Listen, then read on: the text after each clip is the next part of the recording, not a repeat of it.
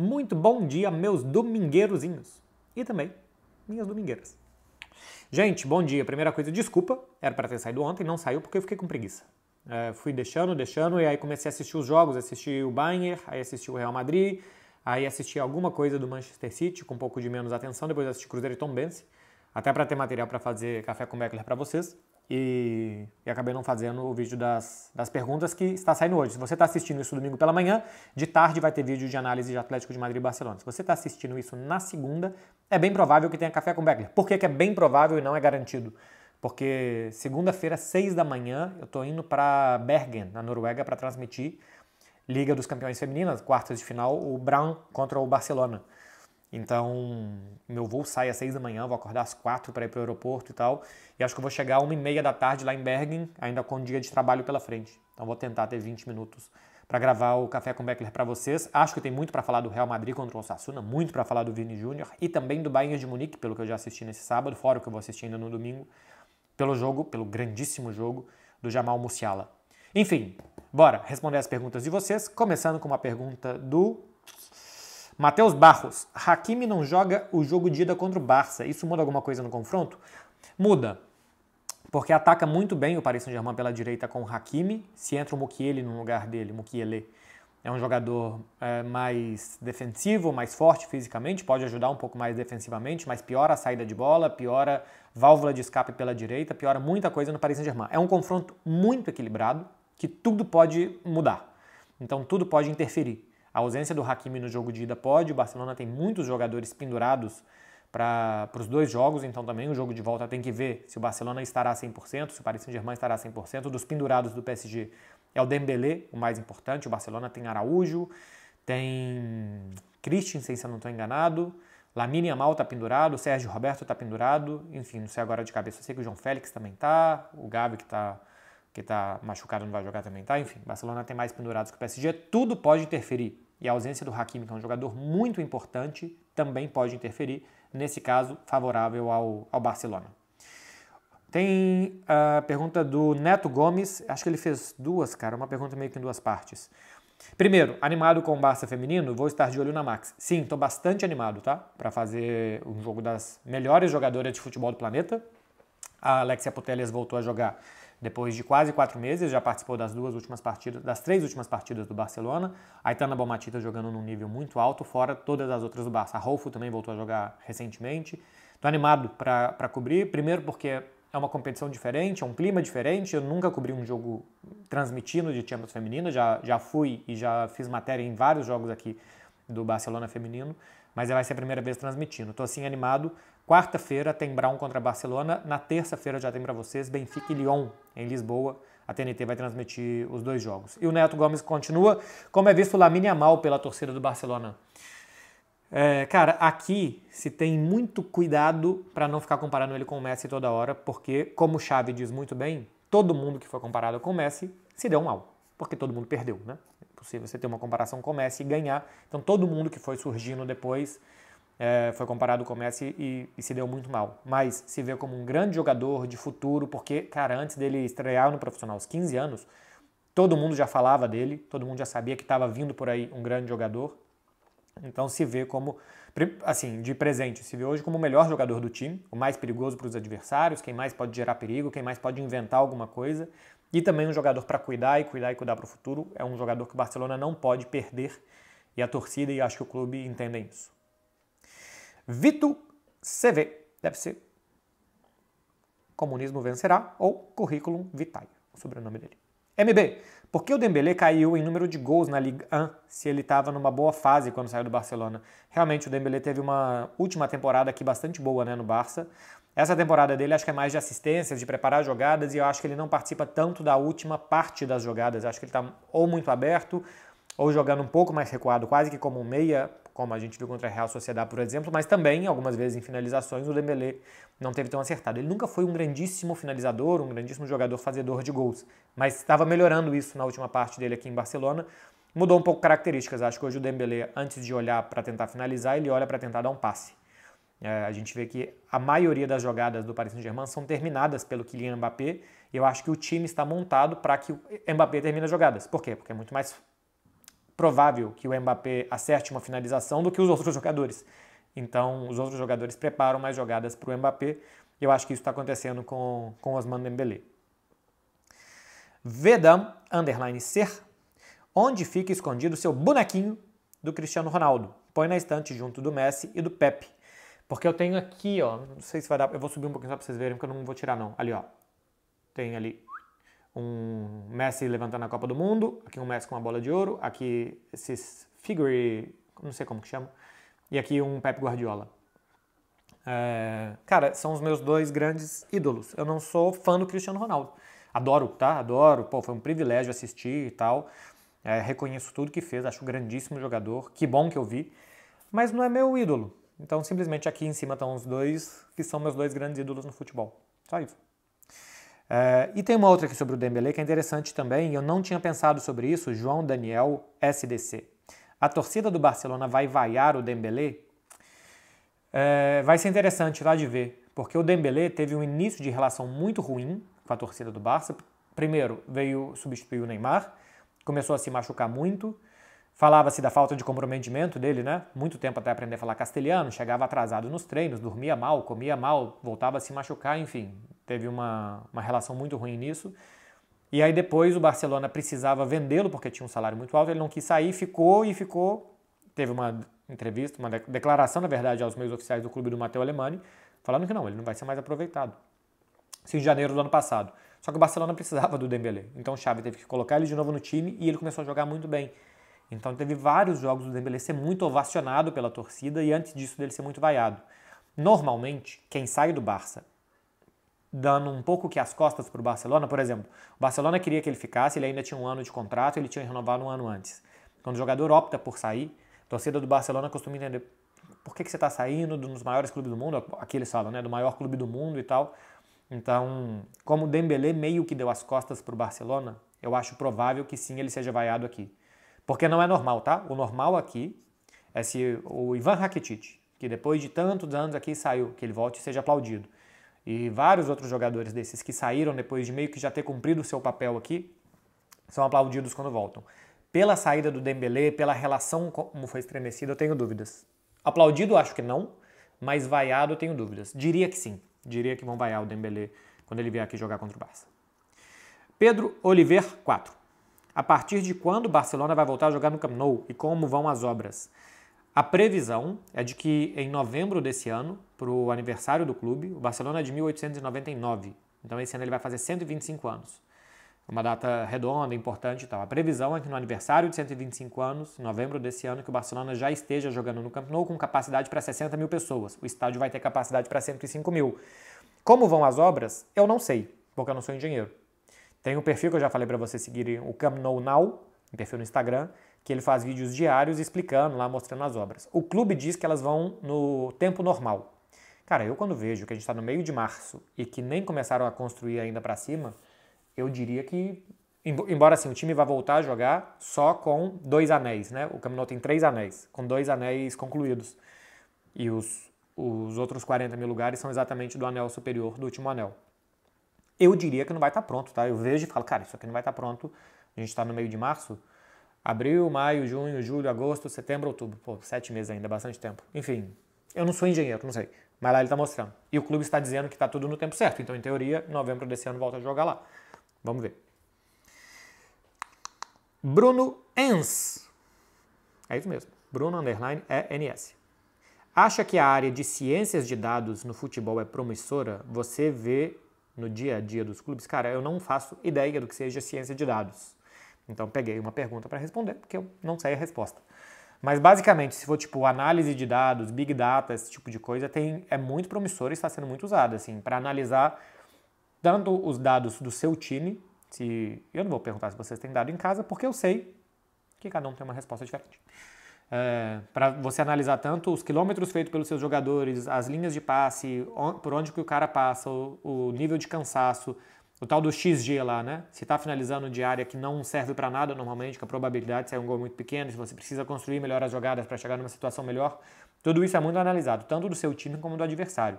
Se ciências de dados for isso, é cada vez mais utilizado. Os clubes têm um setor de análise de dados. Tem muitos clubes que fazem os seus próprios algoritmos para avaliar jogadores, eu conheço clubes que têm, e também fazem os seus próprios softwares. A gente tem o iScout, a gente tem o SofaScore, a gente tem vários sistemas que são públicos, né? Assim, para tanto clubes como jornalistas e torcedores, qualquer um pode acompanhar. Mas os clubes também têm softwares próprio para analisar todo tipo de informação que eles puderem, além do que os olhos podem ver, né? Tem muita sensação que você tem com o olho, quando você vai ver detalhado, não é bem desse jeito. Visalome 9. A obrigação de ter sempre que destacar o Vitor Roque te atrapalha nas entrevistas? Cara, eu não tenho sempre que destacar o Vitor Roque. Essa semana, bom, pro Xavi é sempre bom perguntar, porque é o treinador dele. Essa semana eu entrevistei o Sérgio Roberto, que é o capitão, e o Ter Stegen, que é um dos capitães. Eu acho que é bom perguntar, porque, cara, é um brasileiro que chegou, custando 60 milhões de euros, que não está jogando regularmente e que sempre gera uma discussão por que ele não está jogando, se ele deveria jogar mais. Então eu posso falar para vocês por que eu acho que o Vitor Roque não está jogando e por que eu acho que ele deve ou não jogar mais. Agora, que pessoas que estão lá dentro trabalhando com ele, que falem, e a gente viu essa semana, tanto o Ter Stegen como o Sérgio Roberto falando, ele precisa se adaptar, é um processo, ele tem que passar por isso, acho que é muito importante para que vocês percebam mais do que eu dizendo, entendeu? Então, não me atrapalha não, me ajuda, assim. Eu parto do ponto que o que eu acho é quase que insignificante. Quem está dentro do futebol sabe muito mais do que eu. Então, se Ter Stegen, Sérgio Roberto e Xavi falam ele precisa se adaptar, é um período que ele vai ter que passar por ele e tal, eu vejo esse discurso e eu tendo a falar, ok, eles estão lá dentro vendo no dia a dia, eles vão saber mais do que eu, e eu passo isso, posso até discordar, mas eu passo isso. Então, acho que me ajudou a reforçar um sentimento que eu já tenho, e acho que em vocês também, no público também, ou me ajuda a pensar alguma coisa diferente. Eu podia ter uma sensação e quando eu vejo o técnico, um dos capitães do time falando outra coisa, eu falo, pô, talvez isso aqui seja uma informação melhor do que as sensações que eu tenho de por que ele joga ou não joga. Acho que vai por aí. Arthur Marcial 7. Fala mito? De jeito nenhum. Hein? Como ter persistência na academia? Me falta ódio, kkk. Cara, não tem que ter ódio não, tá? Cara, se você odeia academia, não vai. Te falando numa moralzinha. Se você odeia academia, faça algum tipo de atividade física que você goste. Procura alguma coisa que você gosta. Talvez seja correr, talvez seja pular corda, talvez seja boxe, talvez seja circuito, crossfit, futebol, caminhada. Vai fazer outra coisa. Não faça uma coisa que você odeia. Porque a academia, você tem que ir todos os dias. Tem muitos dias que eu vou que eu não quero, mas academia não é um trabalho genial. Não é uma coisa que você vai se inspirar e talvez você vai ter uma sacada que ninguém teve na academia que aquilo ali vai te dar retorno. A academia é simplesmente levantar ferro todos os dias para que seu músculo tenha micro-rupturas e que ele se nutra de mais proteínas e tal, por isso que é bom suplementar, tomar whey protein, essas coisas e tal, para que ele vá se recompondo dessas micro-rupturas e ele vá se recompondo mais forte para te dar mais volume, né? Assim, para quem quer fazer academia para ficar mais forte. Então você tem que ir todo dia, você tem que ir sem querer. Basicamente, tem dia que eu não quero e eu vou.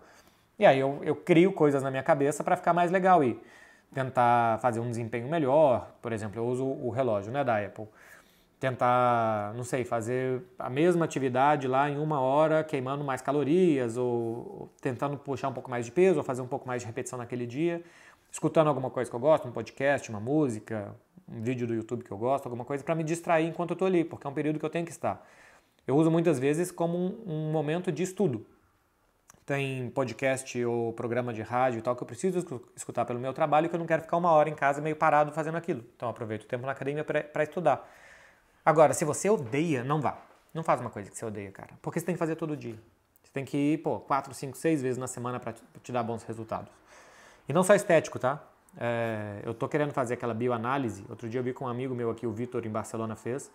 O Vitor é de 82. Ele tem 42 anos. E, a bioanálise dele o corpo dele tem 26 anos. Eu quero fazer isso, porque vai ser muito importante para o nosso futuro a gente construir músculos para aguentar o nosso corpo e aguentar o baque do dia a dia. Então é por saúde, é por estética, para você se sentir bem com você agora. Se não é academia, talvez outra coisa seja seu esporte. E procure essa outra coisa. Aim_Silveira. Ou então IM, pode ser de Emanuel e Márcio. Como a população espanhola em geral enxerga os atos racistas contra o Vinícius? Em geral, eu tendo a dizer que eles justificam que o Vinícius receba os insultos que ele recebe pelo fato do Vinícius provocar ou reagir. Tá? Em geral, eu acho isso. Porque toda hora que a gente vai conversar com boa parte dos espanhóis e a gente fala o que o Vinícius sofreu, o que aconteceu, eles falam, pô, mas também ele não devia fazer aquilo, né? Mas também ele provoca, mas também não sei o quê. Então, em geral, eu acho que eles justificam o que acontece por conta das provocações. E eu falar isso não quer dizer que eu corrobore com isso, tá? Porque tem muita gente que quando eu explico o que fazem aqui, acham que eu concordo com esse tipo de atitude, eu não concordo. Eu acho que o fato do Vinícius provocar ou reagir pode fazer com que as pessoas não gostem dele. O Cristiano Ronaldo era um provocador, o Piqué é um provocador, e muita gente não gostava do Cristiano Ronaldo, do Piqué, do Neymar, de figuras provocadoras. Porque você gera amor e ódio, né? Você vai gerar amor da sua torcida e ódio das torcidas rivais. Isso não dá o direito de ninguém insultar de forma racista o Vinícius Júnior. Não dá, você pode vaiar, você pode provocar esportivamente, isso não. Mas em geral, eu tendo a opinar isso, tá? Assim, observar e analisar isso. Que eles acham que o fato do Vinícius provocar torcidas e adversários dentro do campo, que às vezes é uma reação e às vezes não, justifica essa passada de linha que muitos cometem. E muitos, né, cometem, porque pô, quase todo dia tem. É isso que eu acho, tá?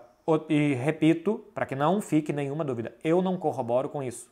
Eu falar que o Vinícius Júnior provocar gera esse tipo de atitude não quer dizer que eu concorde com esse tipo de atitude. É bom falar 300 vezes, porque eu não ligo nem um dia se vocês acharem que eu falo bobagem porque eu acho o Messi melhor que o Cristiano. Não ligo, porque é uma opinião futebolística. Eu ligo muito quando as pessoas...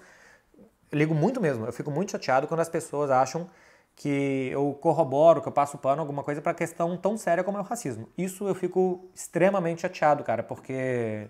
Por que não? Eu estou do lado do Vini nesta luta dele.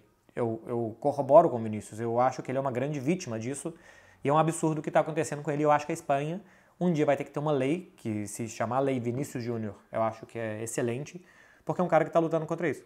Então, que vocês discordem de mim de qualquer opinião futebolística, eu acho de boa, porque eu tô aqui para opinar e para me expor a ponto de que as pessoas vão concordar ou discordar. Sobre essas questões eu fico muito chateado. Igual uma vez que a gente estava falando sobre goleiros no melhor futebol do mundo, e eu falei lá que o Mendy, goleiro do Chelsea, era um goleiro bom, mas que eu achava que a temporada dele era super valorizada pela defesa do Chelsea, que era bem montada.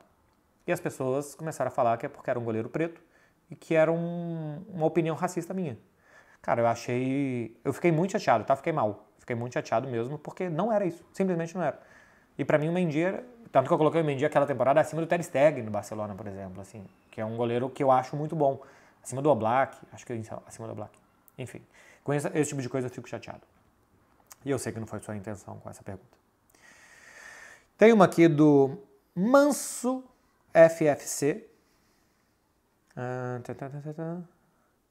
Então, tem mais uma aqui sobre questão racial que é interessante, do Manso FFC. O que você acha sobre a maior parte dos comentários sobre o jogador negro se resumir à parte física? Raramente vejo comentários sobre técnico ou inteligência, sempre é sobre físico.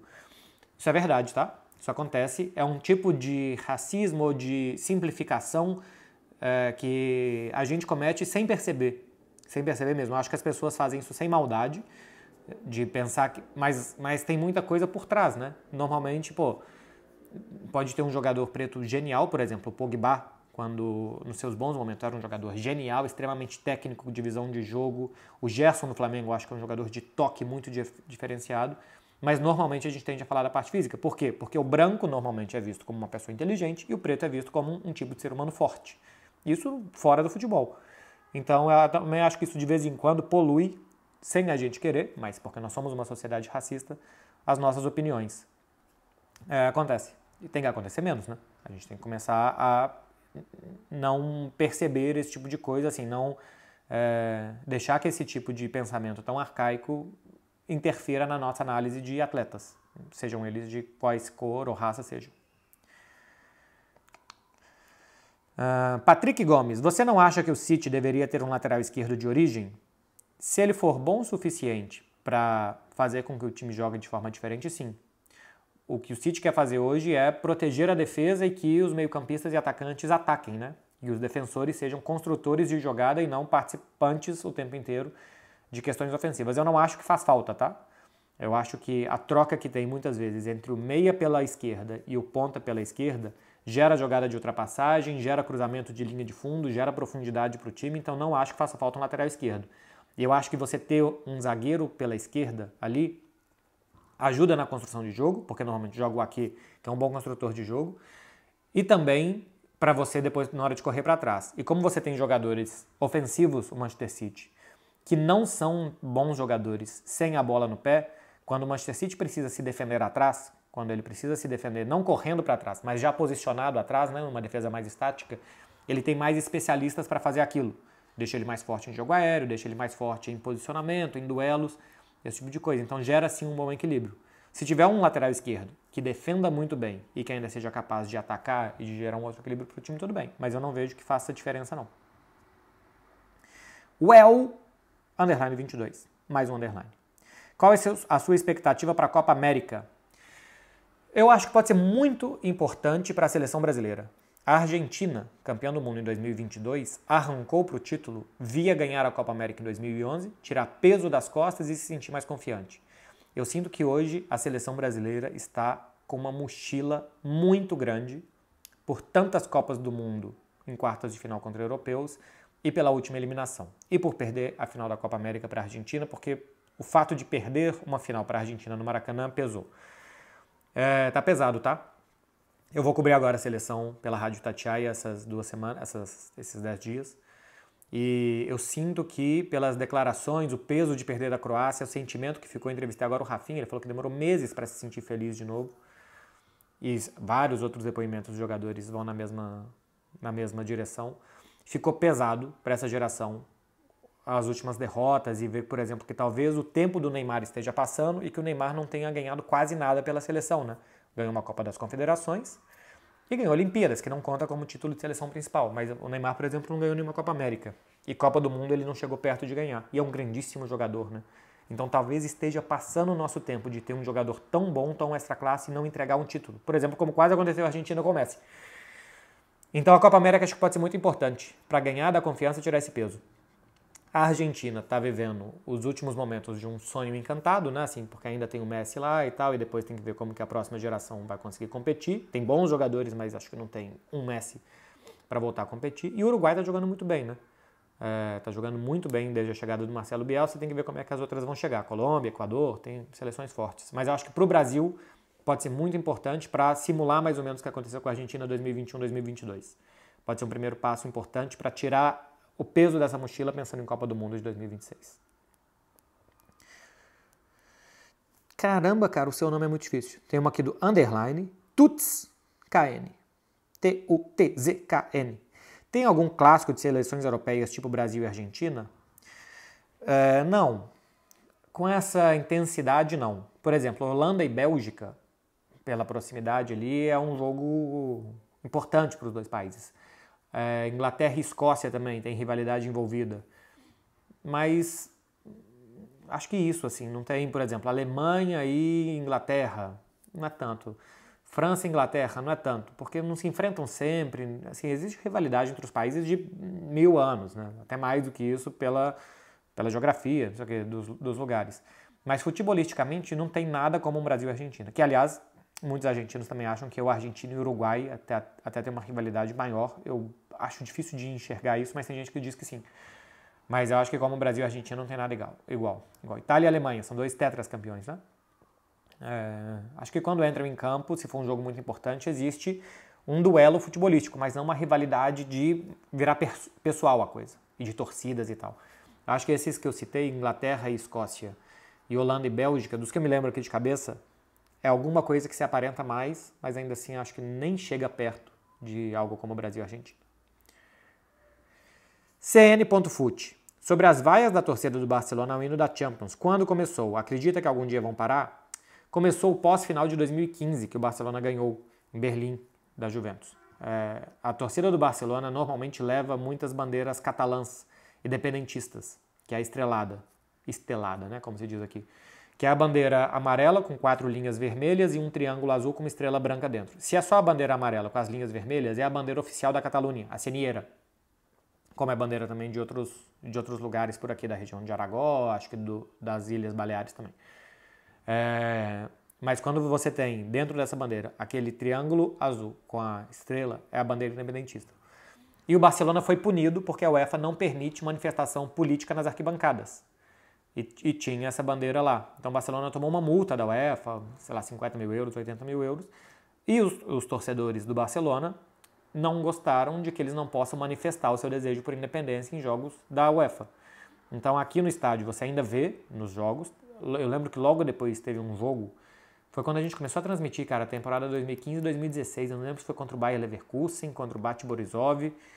Foi logo depois que teve uma chuva de bandeiras esteladas no Camp Nou, assim, distribuíram na porta para as pessoas entrarem.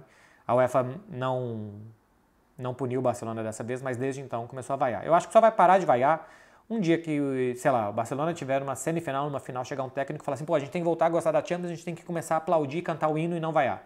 E talvez isso vai gerar um movimento para tanto. Mas eu acho muito pouco provável que alguém faça isso, porque seria ir contra essa luta que eles têm por aqui. Então, acho que vai continuar. B.C. São 2 S's. Conhece o Turó de la Rovira? Quais os pontos menos turísticos em Barcelona que tu gosta mais? Cara, o Turó de la Rovira é uma montanha que tem aqui, um monte que tem aqui, porque não chega a ser uma montanha, que está do lado do bunker do Carmel, né?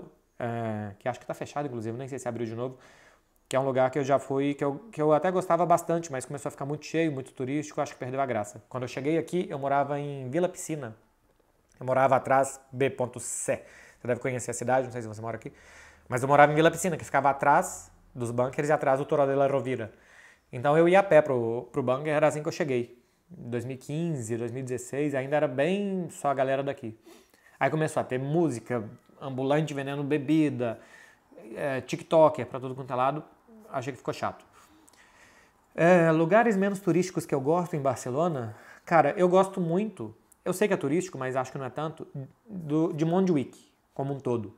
A Fonte Mágica de Montjuïc, por exemplo, eu sei que é muito, quando tem um espetáculo lá das águas e tal, nesse momento não tá tendo porque tem uma seca impressionante aqui em Barcelona. Então as fontes estão desligadas. Mas quando tem um espetáculo da Fonte Mágica, eu sei que é muito cheio, que todo turista vai e tal. Mas eu gosto muito de ir em Montjuïc para fazer esporte. Então, para subir a montanha correndo, para subir as escadas, para correr ali em volta, para correr perto do estádio, para descer via Pobla Espanhol e tal, não é tão cheio de turista como Ramblas, Parque Güell, Sagrada Família, como o Gótico, o Borne, a Barceloneta, esse tipo de coisa. Embora eu more do lado do Arco do Triunfo, que é um dos lugares mais turísticos e que eu adoro. Então eu sei que Montjuïc tem turista mais menos, porque a cidade toda tem. E eu gosto muito dali, pela a aura dali de esporte, eu gosto muito. Acho que seria isso. Gabri_Andrade. E aí, Beckler? Bom. Ainda vai fazer aquele vídeo sobre o Aston Villa ou já fez? Cara, o vídeo sobre o Aston Villa virou um Fred Beckler Explicam. No Fred Beckler Explicam a gente fez vídeo, acho que a gente falava do Aston Villa, da Real Sociedad, ou do Girona, acho que da Real Sociedad, e de mais um time, cara, não sei se era Brighton, mas eu sei que Fred Beckler explicaram isso. E não virou um vídeo aqui pro canal. Eu não quis meio que competir com um vídeo que a gente já faz pra TNT, e acho que ali já estava bem dito. Então, já tem, assim, algum tempo, tá? Foi no final de 2023 que a gente fez esse vídeo do Aston Villa lá. Matheus X Barbosa. Muita gente repercutiu 4 cruifistas / guardiolistas nas quartas. Ao que se destacar, aqui se repercutiu bastante, né? Como um grande mérito barcelonista, que 4 técnicos, Xavi, Guardiola, Arteta e Luis Henrique, são da casa. O Arteta fez base no Barcelona, se vocês não sabem. Depois fez estágio com Guardiola para virar técnico do Arsenal. Luis Henrique foi formado no Sporting de Gijón, passou pelo Real Madrid, mas o Luis Henrique como jogador se destacou e passou uma década quase aqui no Barcelona. E depois como técnico também, foi técnico do Barça B e do Barça principal. Guardiola e Xavi nem precisa falar, né? Aqui se repercutiu muito. E eu acho que tem sim que se falar. Porque toda semana aqui eu recebo perguntas de que esse estilo está acabado, de que acabou esse negócio de cruifismo, de que só o time do Guardiola dá certo. Cara, metade dos times que estão classificados para as quartas da Champions jogam esse estilo de jogo, que querem controlar com a bola, que querem que os jogadores estejam fixos nas suas posições e a partir dali montar os seus ataques, que querem se defender com a bola no pé, então todos os conceitos que eu já expliquei aqui 1000 vezes sobre esse tipo de jogo, o jogo de posição, e elevado ainda mais à sua máxima potência com o Guardiola. Fora que eles estejam em metade dos times que estão classificados, o Arsenal é líder do campeonato inglês, o Manchester City é o clube mais dominante dos últimos anos, o Barcelona foi campeão espanhol ano passado, o Paris Saint-Germain parece que está se montando mais como time exatamente quando começa a apostar mais nisso, me parece mais equipe do que antes, um pouco mais coerente do que antes, então, sim, isso mostra que o modelo não está morto, que o futebol pode evoluir para muitos lados e que este lado do futebol continua sendo muito importante. Essa forma de jogar futebol pode ser vencedora. Não há de se desistir dessa forma de jogar futebol, porque sim, tem muitos times ganhando, muitos times competindo, mais times competitivos nessa temporada jogando assim do que não jogando assim. Os 8 melhores times da Europa mostram isso. Aster 3.7. Qual lugar da Europa é mais bonito?